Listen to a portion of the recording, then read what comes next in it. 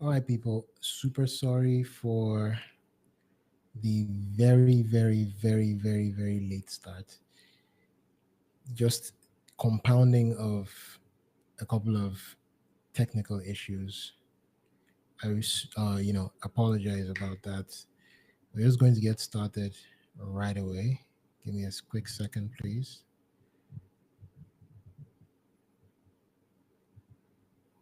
Should have started 30 minutes ago, but it is what it is. Part three of Serve and Grow Rich.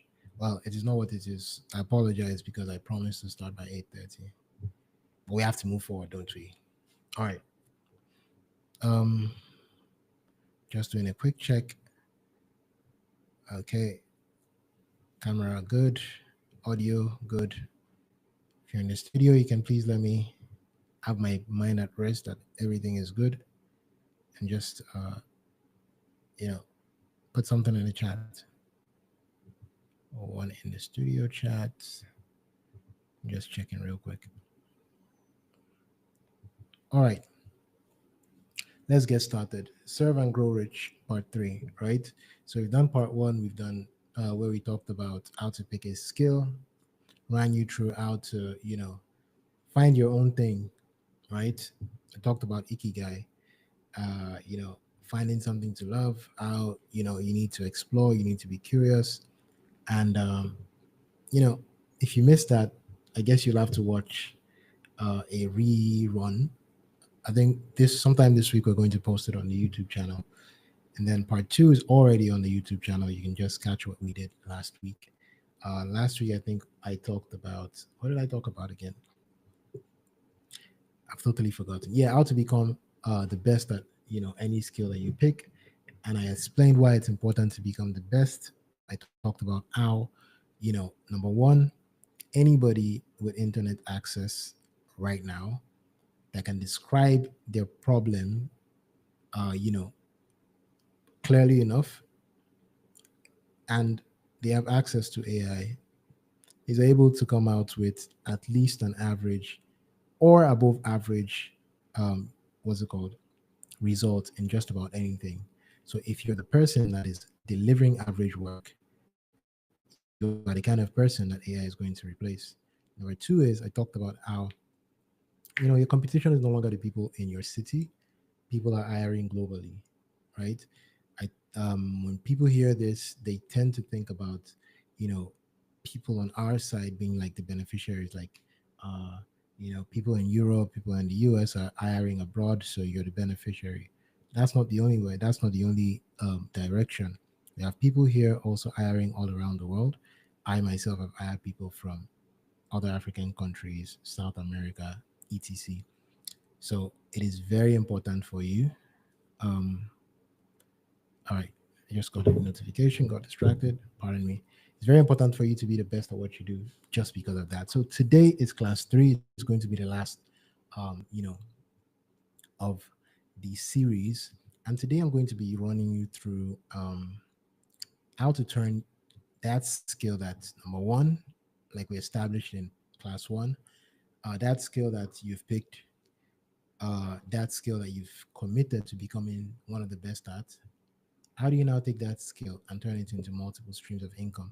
If you remember when we got started, I talked about how, uh, you know, the goal of Serve and Grow Rich is to get you uh, to a level where you're earning multiple streams of income, right? Through digital skills that you're picking up. So turning that skill that you pick, that skill that you're mastering into multiple streams of income. Why is this important? It is important because um, the hardest working person is not entirely the person that makes the most money. The person that is putting in the most hours is not entirely the person that is making the most money. The person that is making the most money is the person that understands the dynamics of, you know, earning more. Essentially, it's just that simple. I know that sentence seems like common sense um, statement. Pardon me. Someone says I'm not live yet. That's odd. I'm pretty sure I'm odd. I'm live already on YouTube.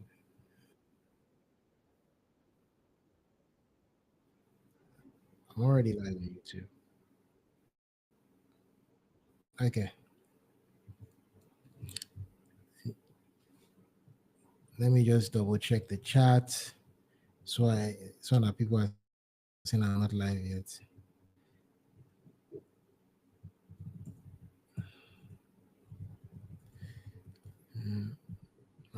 I'll continue in a bit, please, guys. Just want to make sure that I am not just speaking to myself here. We did have a lot of technical issues before coming live. All right.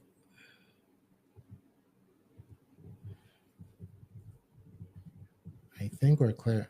I can confirm that I am live on YouTube. So let's, fire down. All right. I kind of lost my train of thoughts. All right. I was saying why it's important is because, you know, multiple streams of income. Yeah, it's important for you to understand um, what puts you in the position to earn multiple streams of income from your skill. And I was saying that, the person that works the hardest is not entirely the person that makes the most money. Matter of fact, one of my friends I was having a conversation with recently, he said something that was kind of, it gave me food for thought. He said something that he said that the person that taught him the skill that he's doing, that he's that he's currently using to make money and do all the things he's doing, the person is still being paid, the same salary that he learned, that he's been getting literally when he was still learning from him, right? So think about that. Oh, 1 second. Sorry if it says bad network. Man, network is really dealing with us today.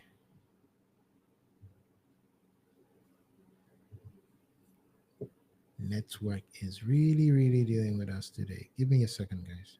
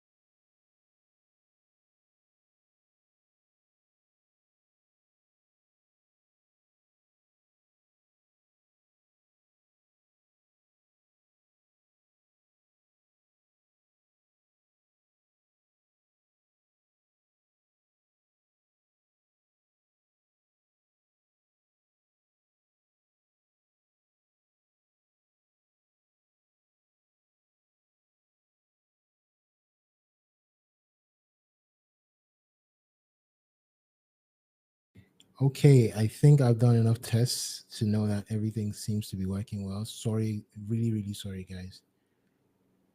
The internet just seems to be against us today, but I'll press forward anyway. If there's any part of this that ends up not being clear or not being, either visually or in terms of audio, I'll find a way to either record something for you guys later. But you know what? We've already wasted enough time. Let's just press forward, all right?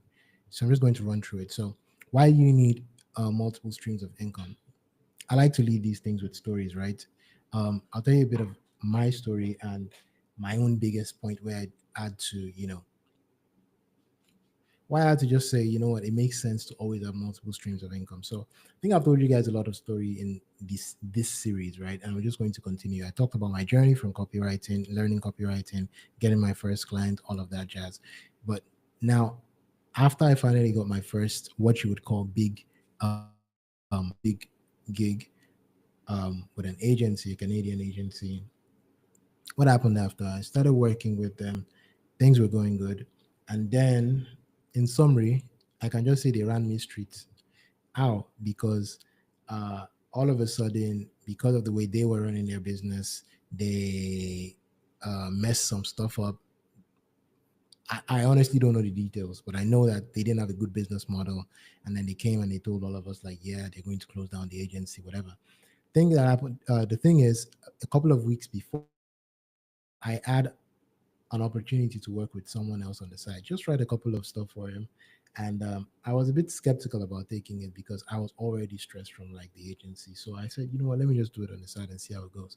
Long story short, that other gig that I took was my saving grace. That wasn't the first time for me juggling multiple gigs, but you know, there's a tendency when you finally pick a good great skill, when you finally start making money, you might just feel a little relaxed. And you might also be complacent in the sense that you're not thinking creatively enough that beyond just this one line, there are many ways that you can, make money from this one thing that you're doing. So having multiple streams of income is essentially what's it called? The advantage of being a freelancer. Because one income point is like one point of failure. When if something fails there, there's an issue. So let me explain what I keep saying: multiple streams from one. What's it called? From one skill. What does that look like practically? The way it looks like is, first of all, let me show you what the other side looks like. And the mistake most people make. The mistake most people make when they hear multiple streams of income is, so okay, I don't know, I do, let's say, design, and then also I'm making some money from design. I'm doing a couple of banners here, but then I also want to start printing ID cards and stuff for people. That is still close, but then also I hear that, when you do like data entry gigs, you get something out of it. And then also, I also want to start this business on the side where I can do POS or whatever. But essentially, what I'm saying is, you're picking a bunch of random things and you're trying to say, yeah, I'm making money several different ways. It's okay to some extent. You will get some revenue from everything, but you do not have the focus, the depth, and the compounding effect for you to make one something that could actually be life changing for you. I don't know if you understand. The way that I am trying to show you here, the way it makes sense, the way it works is that because you are so good at this one skill, because are very good at one skill, you have created a demand for yourself at this one skill. You are able to sell that skill as a service to multiple people who are willing to pay you, you know, week after week, month after month. And, it just makes sense for you because even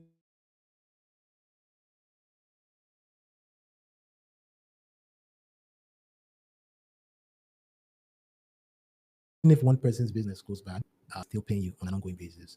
Part of this already running late class is how to think beyond just getting a client. How do you retain them? How do you make sure that they continue to pay you over and over and over and over again?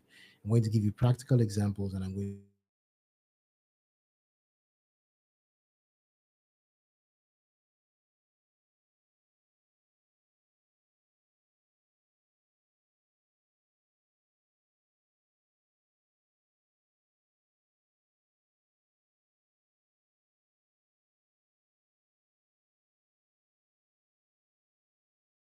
tend it to be like, instead of earning just one salary, you're earning two, you're earning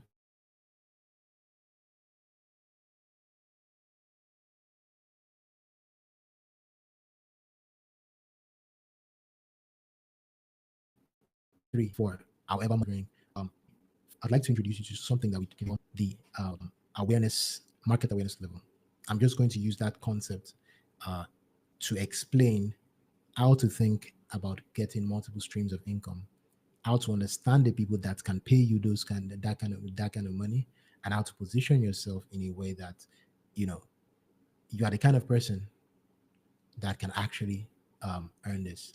At the end of the day, the difference is there are people with employee mindset and there are people with freelancer mindset.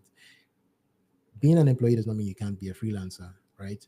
Being an employee, when I say employee mindset, I mean people that just want one thing, and it is not bad. But if you're on this class or you're in this course, chances are what attracted you to this is multiple streams of income. If you want to be that kind of person that is earning from different businesses, from different business owners, the first thing you have to understand are the kind of people that you're going to be working with, because picking the right clients is one of the most important things. Now, if you're just joining this for the first time and you're wondering, okay, why are we talking about clients and clients and clients? I've already laid a deep foundation about picking skills, context, and everything. So let's get into this. So, client awareness levels. Number one, I would say there are five different awareness levels for the different types of clients you'll be working with. We have the unaware clients, we have the problem aware clients, we have the solution aware clients, the product aware clients, and the most aware clients. And I'll explain to you what each of those things mean. The unaware clients are people that don't even know that they have a problem, right? They don't know what is going on. They don't know, you know, they don't know why it is going on. They don't even know that they have an issue in their business. You might know, being the freelancer, being the service provider, you might know, but they don't know they have a problem. These are the worst kind of people for you to pick as customers or as clients, because now you have to do education. You have to show them the value of what you do. I don't think anybody who wants to be making money consistently should focus on these kind of people. The next level are the problem aware customers. Problem aware customers know that, you know, they feel the problem, they know the problem that they have, but they haven't been able to find a solution to it. Now, this might seem, you know, interesting, right? But truth is, people that have a problem that don't know the solution, you would still need to educate them that this thing that I'm doing, right, is the solution to your problem. That is still a little too much work, in my opinion, right? Then the next level are people that are solution aware. We talked about unaware, problem aware, solution aware. The solution aware customer or the solution aware client are people that know that they have a problem, and then they know that there's a solution that works, right? They know that this particular solution, possibly the skill that you offer, it works for this their problem. So they are actively looking for somebody like you to come and solve that problem. They know exactly what it is, and they are looking for someone like you to come and solve that problem. Then the next level is product aware. They know they've probably hired people like you before, but now they're just trying to look for the best. And then the final level is the most aware. They have probably hired several people like you before. They've probably hired several people for that specific thing before. They know everything there is to know. The sweet spot of picking clients are clients that are solution aware or product aware. The solution aware people are people that know their problem and they know the solution. They are just looking for the right fit. And that's kind of similar to what the product aware segment is as well. People that know the problem that they have, they've identified their problem. You don't have to teach them that they have a problem. And then they have identified a solution. You don't have to teach them that you're the solution. They know that your skill set is the solution to their problem. All you have to do is convince them that you can actually perform what you want, what they need you to perform. That is the sweet spot. If you start focusing on people, or you start talking to people, or you start positioning your business to go after people that you have to convince. And I fell in that trap a little while back when I was doing like social media management, right? At that time, it was still kind of new. It's not like now that everybody wants to do reels and stuff. At that time, most brick and mortar businesses, like physical businesses, they knew about digital marketing, sort of, kind of. They just knew about social media, but they couldn't really picture what a social media manager would be doing for them practically, right? They couldn't picture what a social media manager would be doing for them practically. So if I was going to convince them to hire me, I was going to have to start showing them, okay, so you would get this number of reach. And then the thing is, when you start educating these kind of people, you have to make promises that it will be very difficult for you to keep up with, right? You'd have to make promises, you have to,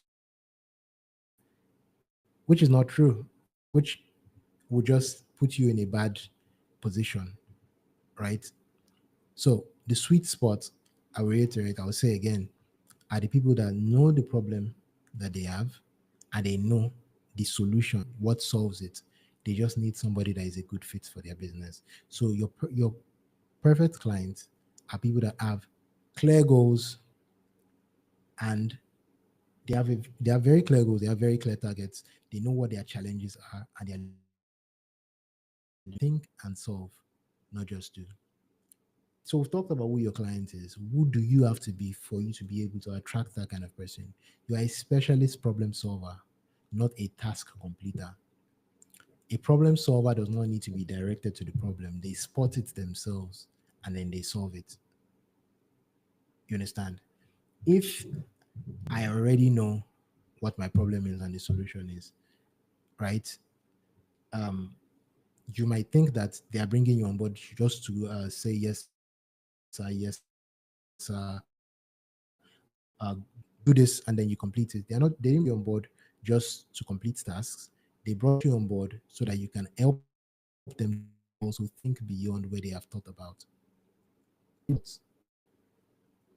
You are able, if you remember, I think in the first class or in the second class, I said people will pay you increasing amounts of money when you're able to help them to buy time, save energy, save money, or make more money and get their attention back.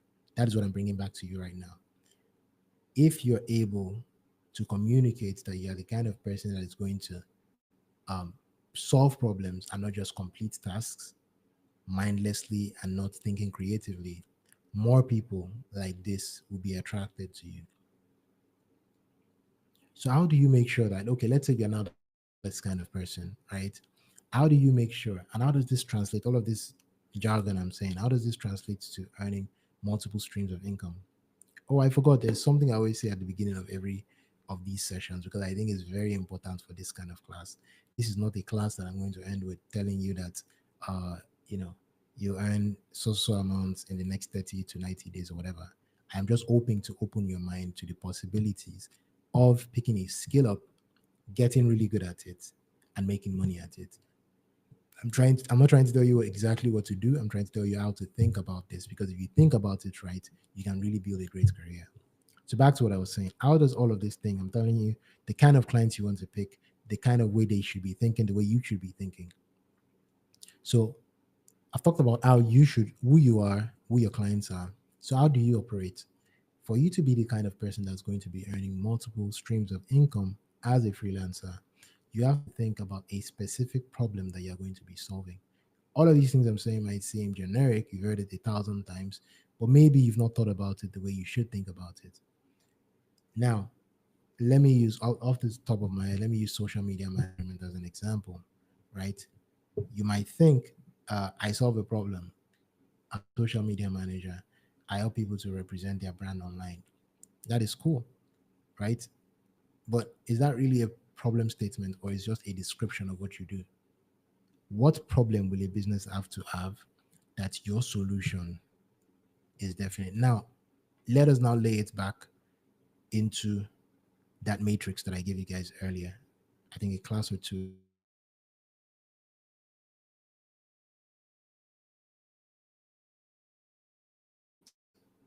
In which area do you help them to save more time, save more energy, save or make more money, or buy their attention back? Can you articulate how what you do helps them to do one of those things? Now, there are different types of clients, right? There are different type of people that would hire you. For somebody that is a social media manager, they might just need somebody. Maybe the person already has strategy in mind. They already have a good idea of how they want their brand represented. They just need somebody to do the grunt work of creating, creative designs and actual posting and everything. That is somebody that's just trying to save time, right? And energy. However, there are some people that what they want is somebody that understands their kind of business well enough to make the kind of posts that will attract people to come and buy. If you do not have enough context about what the people you want to work with want, what their the specific problem is that they want, you will not be able to create a specific solution in order to attract them. The way, the unlock for you, right? The unlock for you to be able to, um, transition from employee mindset where you are doing everything for one person to a freelancer where you're doing specific things for specific people across board is finding the one problem. Now that one problem might have several, branches, but at the core of it, what is the one problem that they want? Is it that they need you to make more money? Is it that they need you to just help them to buy back their time, their energy, or their attention? At the core of it, what is the one problem that you're solving? It is when you're able to identify that one problem. You have to think of yourself like a doctor. If business has a problem, you have a solution that is kind of like a pill. You have a prescription for them. um you know how you'd go and they recommend, okay, use this one, two in the morning, two in the afternoon, two at night, for the next 7 days. You have to think of your business, your skill, like that. Most people just pick up a skill and they are not able to productize that skill as a solution to specific problems. Because of that, they are still stuck in employee mindset. Again, I'll keep saying it's not a bad thing being an employee, right? Before I went full time as a freelancer, I was still employees at I've been an employee for brick and mortar brands in my city, and I've also been employees for agencies worldwide on different occasions. But every time that I was an employee, I was also a freelancer on the side. So I knew how to switch employee mode, freelancer mode. When you're an employee, you're pretty much doing a lot of things for somebody. When you're a freelancer, you have to know that you are a specialist at solving one specific problem that may have different manifestations, but one specific problems and one specific problem, and your solution has to come in a sort of clear package. It has to be like a product that you are bringing to them. Okay, I do this, and this for you for so number of time, and I think that if I do it, it solves your problem. That is the way you need to operate. Why do you need to operate like that? Because if you can bring your service as a prescription to their solution, to their problem, then you can replicate that same service, that same solution, that same prescription that you have, quote and unquote, for other people. Ding, ding, ding. That is the multiple streams of income. If you are not productizing your service, if you are not thinking about a solution that a clear solution to their clear problem, and every time you take on a new project, you are just sort of doing, you're testing here. Hey, let me try this one. Hey, let me try that one. Hey, what do we do here? All of that stuff. It is not going to be easy for you to take on more people because you're sort of just learning.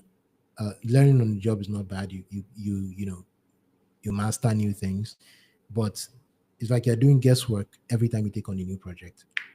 You need a clear package, right? You need a very clear package. Like, okay, this is what. Let me use myself as an example, like I always do. More recently, I think it was about 2 weeks ago, I decided, hey, you know what? across board, I need to have a facelift for my personal brand, right? I mean, I'm using, you guys probably saw some of the flyers for this series. I'm using pictures that I've taken maybe 2, maybe 3 years ago. You know what? Maybe I should get new pictures. Uh, I had an event that I went for in, was it September? Yeah, I think it was September. And I had to send him these old pictures. I saw other speakers on, you know, in the flyer, and I'm like, man, these guys have nice pictures. I need to get nice pictures, right? That is my problem. And of course, I've identified my solution. So I started talking to different, what's it called? To different photographers. I might not know exactly, I know the solution I want, which is get nicer pictures. I know the end goal to have a better representation online. The person that I ended up hiring was a person that was able to communicate better to me how what we're going to do is actually going to help me. That same person was the person that could give me a clear and very reasonable package that, okay, you're going to take, you've probably seen these kind of packages before. uh X number of outfits, X number of pictures is what you're going to get. We're going to do it from year to year. This is what we're going to do. He had a clear package, a clear product to solve my problem. Because of that, it is repeatable. You see, imagine if you went to a doctor now, and then the doctor, you are telling the doctor your symptoms, and then the doctor takes time and says, okay, you know what, give me 30 minutes first. Let me try and do some research on this thing that is doing you. You lose confidence immediately. You will run away from there.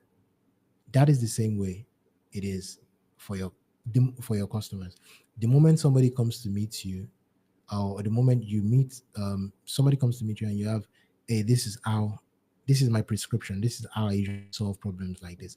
Automatically they assume that, you know what they need, you know how long it should take, you know exactly what would solve it, and you are prescribing it to them. Most freelancers, most people, most service people put their offers, they don't put their solutions in packages.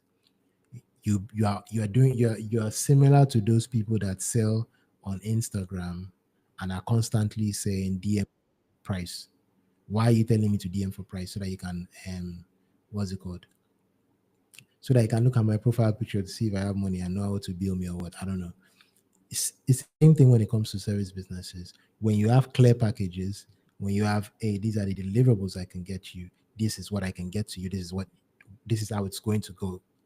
The customer feels like they are going through tried and tested solution that they can trust. So you productize your service and understand that your job is not to deliver claim. Like, yeah, I've been working on this thing for X number of weeks. Your job is to deliver results. An employee is paid for their time. A freelancer is paid for transformation. You are not a part of the business entirely. But when they bring you on, they need to be able to see, hey, I hired this expert, and because of that, this thing transformed. That is why sometimes, well, I can even say it categorically. While I was still doing full time jobs, some of my freelance gigs were paying me more than the free time job, full time job. Why?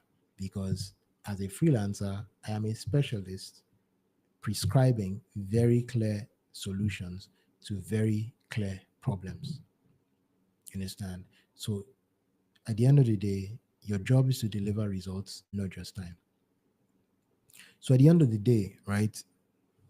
I keep saying at the end of the day, um, the fact that you've picked this one skill, you see that almost everything is one, one, one, one, one.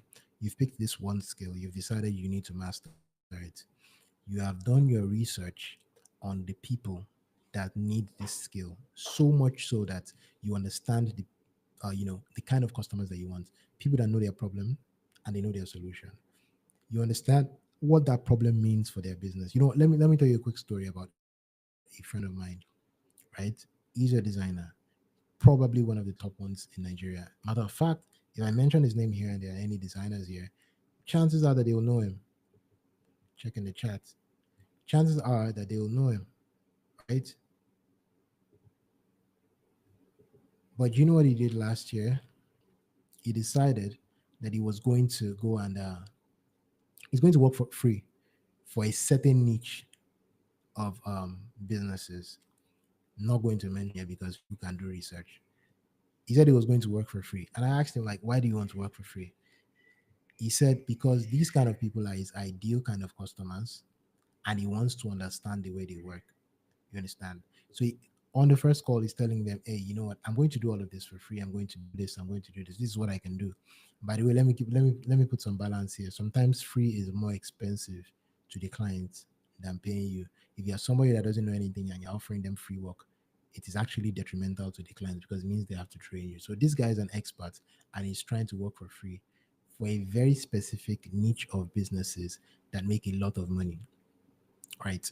He did that for almost a year.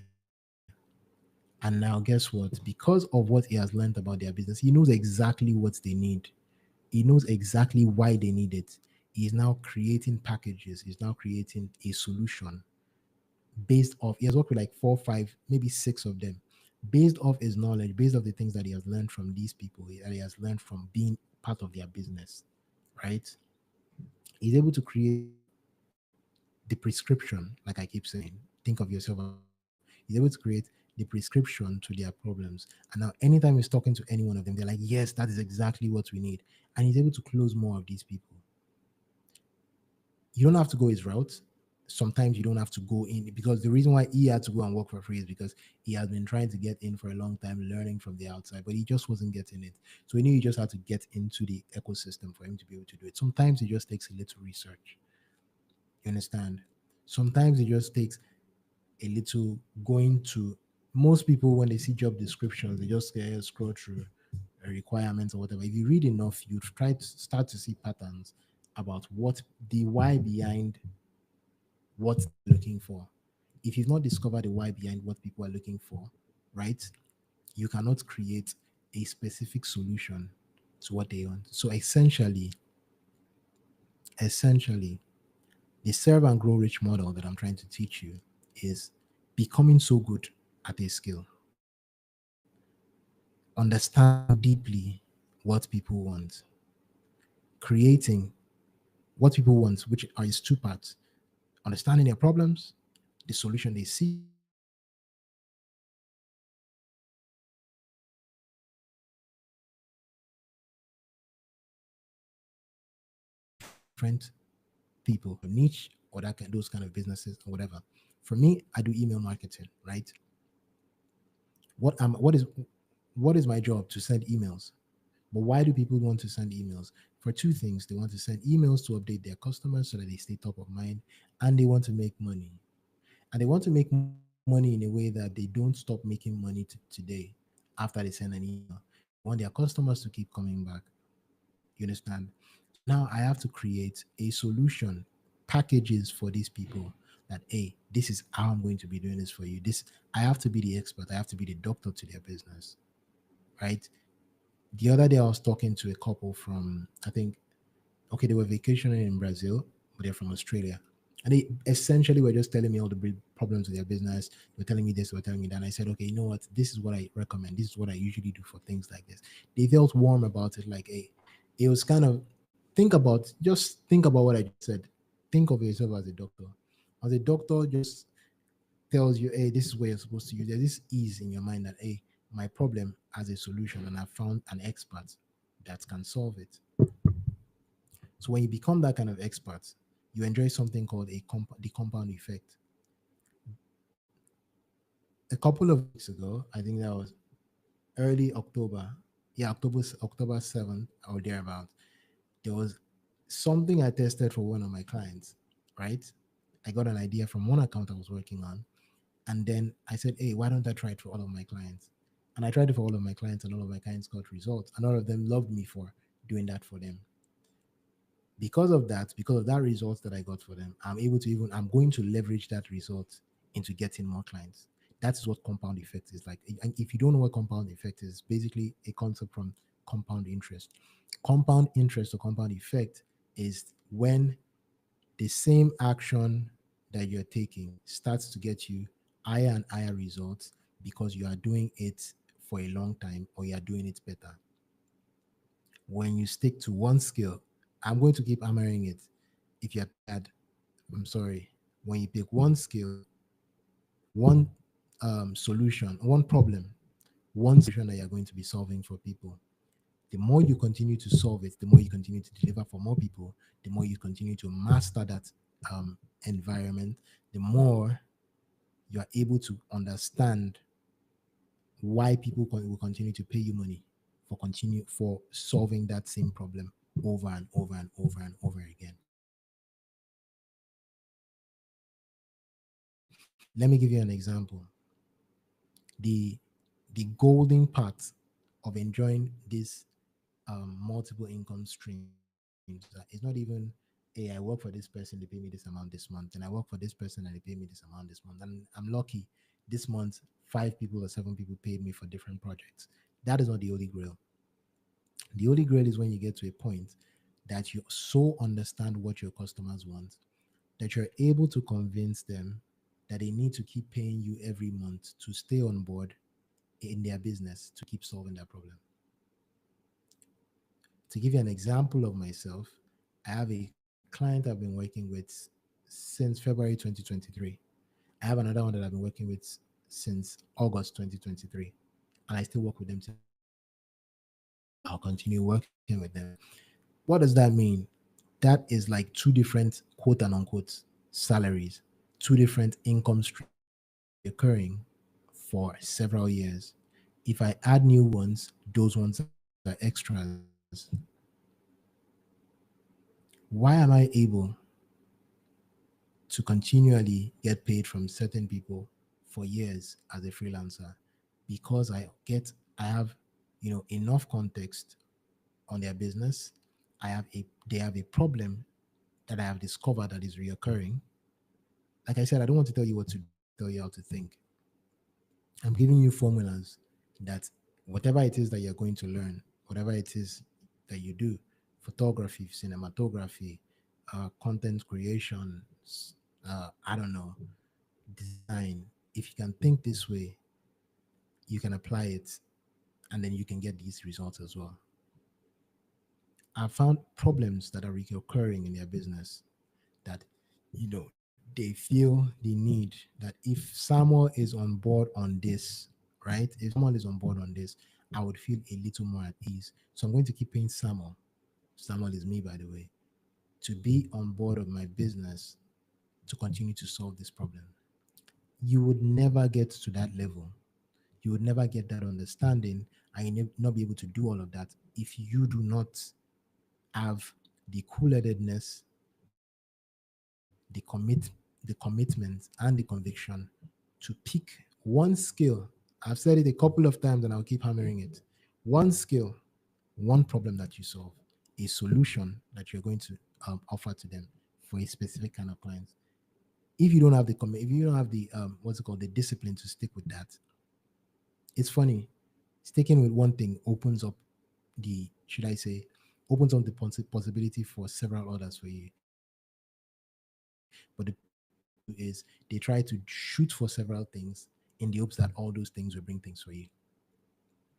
The serve and grow rich model is master one thing, master it to the extent that because you mastered it so well, you're able to replicate it for several people and convince them, you know, to continue to pay you month after month because you're that good at what you do. I said it last class, right? Everything I'm going to say seems like, hey, they're utopian. But I'm not telling you anything that I'm not doing. I'm not telling you anything that I'm not trained other people to do, right? If you're just getting started, it might seem super far away, but it's going to be difficult, but it is simple. If you just follow the simple formula, one skill, one kind of problem, one solution to people that realize that they need that solution, continue to solve it until you get better and better understanding that you can now use as a key part of the business that they don't want to let go of. I don't know if we're tracking. Let me check the chat because I've just been speaking since. Thank you, Mr. Stephen Adedi. Welcome.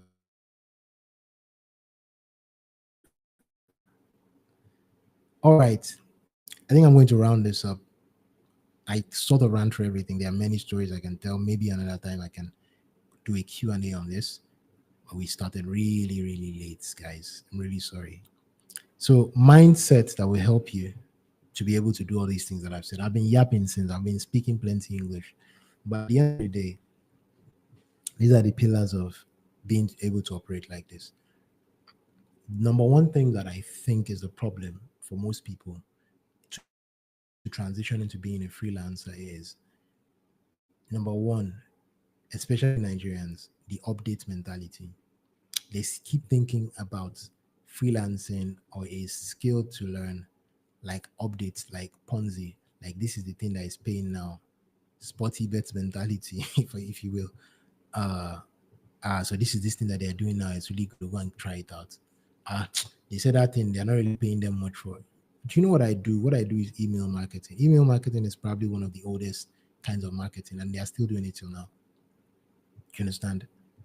It is not about jumping from one place to the other, right? There's always going to be a new buzzword.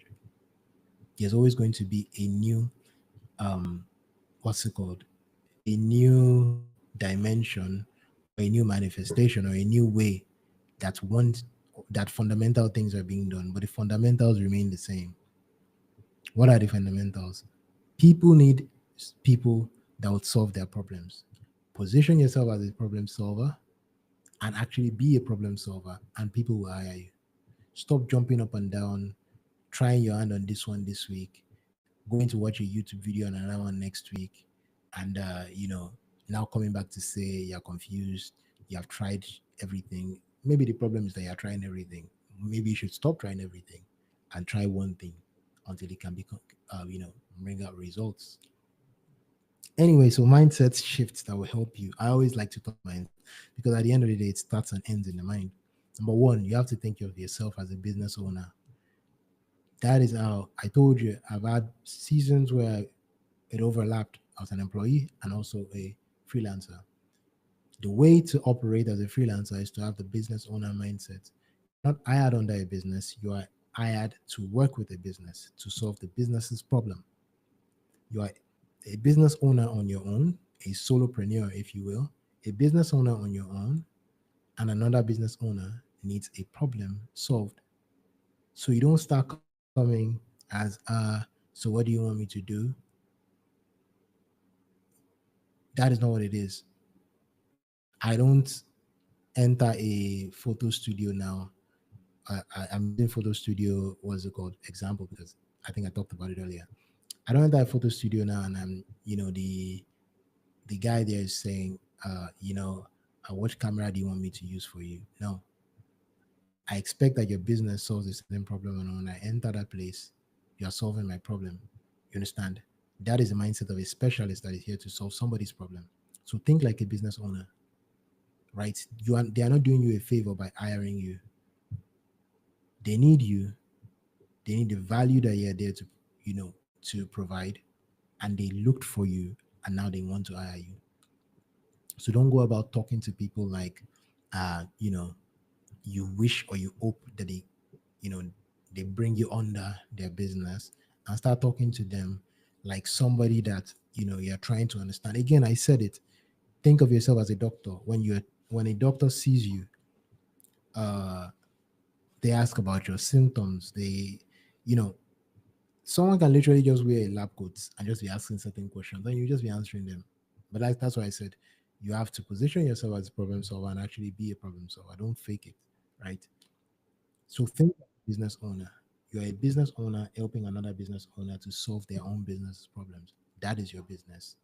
The second thing is always think long term. I just gave you an example of my friend, top designer in Nigeria. I'm certain of that because I know the brands he works with in Nigeria, right? But because he wanted to work with a certain niche, a global, on the global scale, he decided, hey, let me do this unpleasant thing for now, build the relationships, build the network, and then, monetize later. That's long term thinking. I said you don't have to go his route, you don't have to work for free. But every time I've ever worked for anybody, I always worked for results so that, essentially results is what justifies them to continue to pay me. But if I'm just trying to get short-term gain here and there, sooner or later it just doesn't make sense for them to continue to pay me. You understand? And I've said the next mindset shift is excellence. I talked about this in the last class and the last class. Excellence is your marketing. You understand? If you are somebody that is committed, that your name, think about the thing as your job, your biggest brand as a freelancer is the work that you submit, or the work that you deliver. Let your work speak for you. Let your work be something that if somebody else somewhere just saw it, and you don't have to be the number one person in the world for other people to want to hire you, right? But there's a way that people just sense when a job is done by somebody that does not that doesn't have excellence as one of their core values, or one of the things that is important for them. Because you see tacky mistakes, you see things that should not be missed, you hear explanations instead of results. Yeah, I was supposed to, yeah, I forgot to. Make excellence your marketing, right? If I can see you deliver excellence on a small thing, and this is it. This is an unlock here. I think I talked about how to practice in the first class or the second class, and I said you can literally just pick any project, a make believe project, and then just do it so you can build a portfolio. If you take that make believe project and you do it in a tacky way, nobody's going to hire you from that. But if you take that make believe project and you do it in an exceptional way, when people see it and you're talking from experience, even though that experience is made up, not a lie, you actually did the work, you just made up the scenario, you understand? And they see the excellence in it, they want to get you. You understand? So, and always have confidence at the back. This is better, easier said than done, and it is better practiced than said, right? Always have it in the back of your mind that they're not doing you a favor. They're investing in value that you're here to bring. But the problem that most people face here is they don't even know the value that they're here to bring, right? They just know that there are some people somewhere in the world that have money. They are looking for this kind of thing, and I want them to give me that money. If you keep thinking like that, you'll never be confident about what you can do, right? If you keep thinking about it as some people have money, I want to get their money, and the trick for me to get their money is to show them that I can do this thing and collect their money. If that is what you're doing, you're always going to be you're always going to be limited. They're not doing you a favor paying you. They're investing in value, and you won't see that value if you don't take your time to understand what they need, their problem, and create a solution for it. Your confidence is what builds trust and authority. I always tell everybody that I coach, one of the most important things for you as a freelancer is client respect. But nobody's going to respect you if you don't speak with authority. And you can't speak with authority if you've not mastered your skill, or if you've not committed that you're going to master your skill. Be the person that commits. I think there's another mindset shift. Be the person that commits to find information to the ends of the earth before you come back to say you can't do something. Find it, scour the internet anywhere and everywhere, because most people use the excuse that, hey, I don't know this thing, so people won't hire me for it. I've had people, matter of fact, there's somebody I started working with last December. By this December, it's going to be a year we've been working together. He brought me on for a project that I've always done before that, so that was cool. And he said, "Okay, you know what? Have you ever tried this thing before? It's about the same thing, but it's not the type that you're used to. What do you think?" I took some time, about a day, to respond to it. What was I doing that one day? I was going to study and research and become a mini expert. I have enough context on that thing enough so that I can respond to him and tell him, you know what, I can do it. You understand? Confidence builds trust and authority. Where does your confidence come from? Where does your authority come from? Your authority comes from the fact that you've done the work to master your skill, and you've done your work to understand what they need and why they need it. And you have to believe your work deserves respect, and you will get it. If your client does not respect you, they're not going to want to pay you a lot of money. People only respect people that they think can solve their problems and solve it well without excuses and unnecessary explanations. All right, guys, this brings us to the end of the Serve and Grow Rich series. Again, I would like to apologize for starting quite late again today. Oh, oh well, it did happen last week. I apologize for that. I'm working to, curb this consistent, what's it called? Network. It's not even network. A bunch of stuff were just overlapping. Consistent technical issues. So, as usual, I'm going to open the floor and check the chat.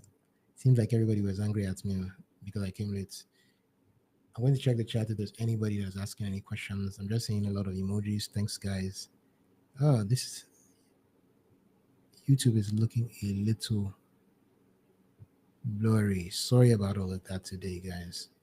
Thank you, Adeola, for thanking me. Awesome.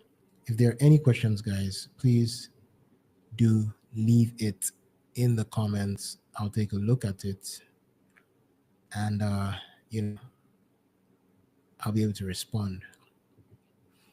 Hmm. But if there aren't any, it's already running late.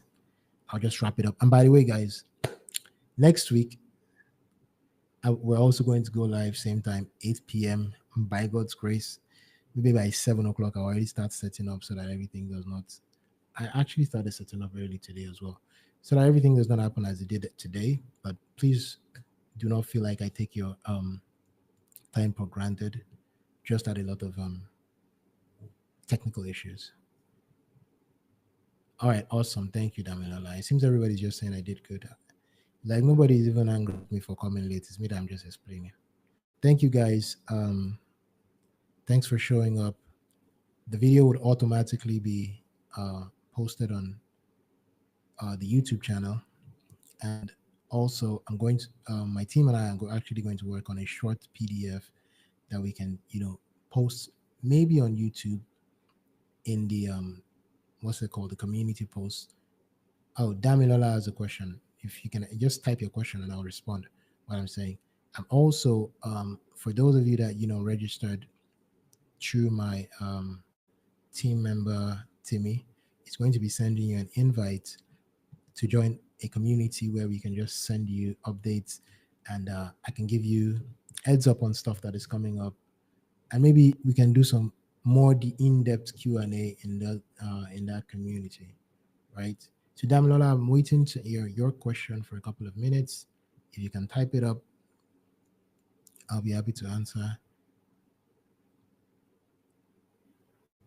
Okay, I think you've typed. Can you help with an episode on where to find clients? Deep sea strategy,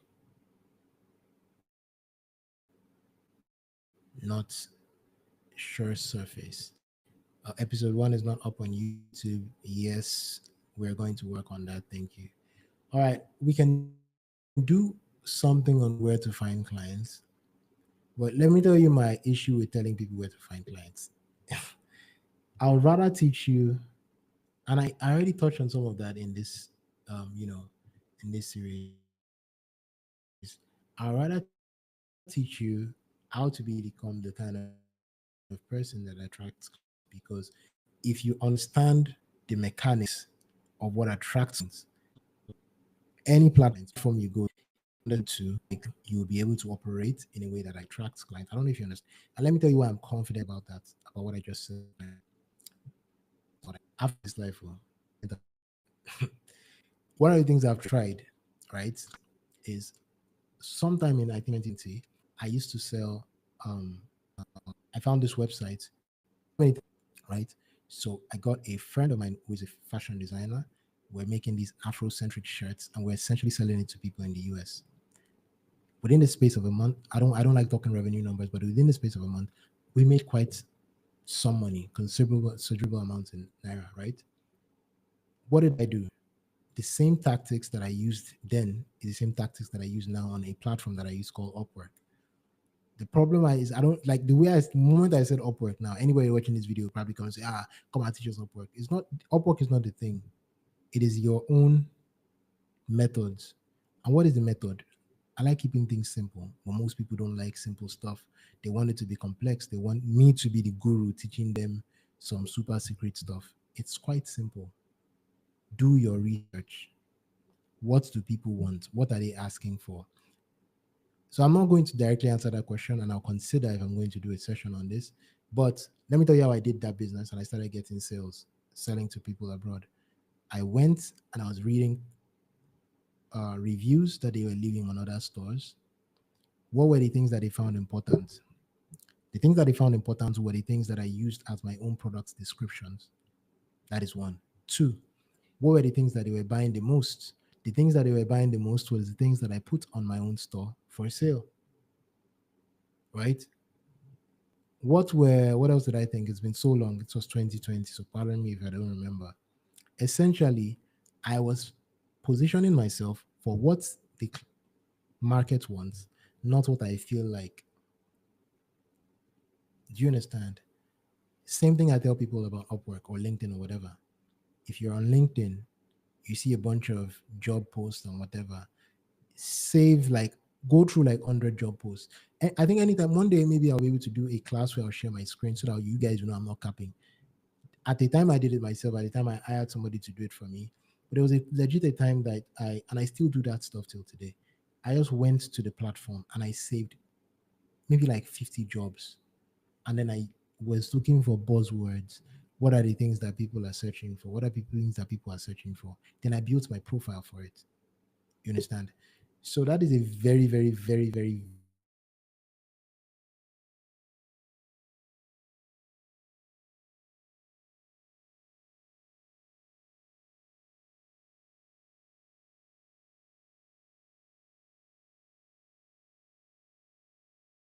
to understand the reality of the market, you have to do the work of understanding the market. You understand? Where are they speaking? What are they saying? And how can you be the person that meets them there? That's the summary. I don't see any other questions. Until next time, we'll find a way to update you guys about what the next series is going to be about. Maybe it's what Damilola asked about. Maybe it's something that some of the community members have already asked about. But we'll see. Talk to you guys then. Do take care. Bye bye.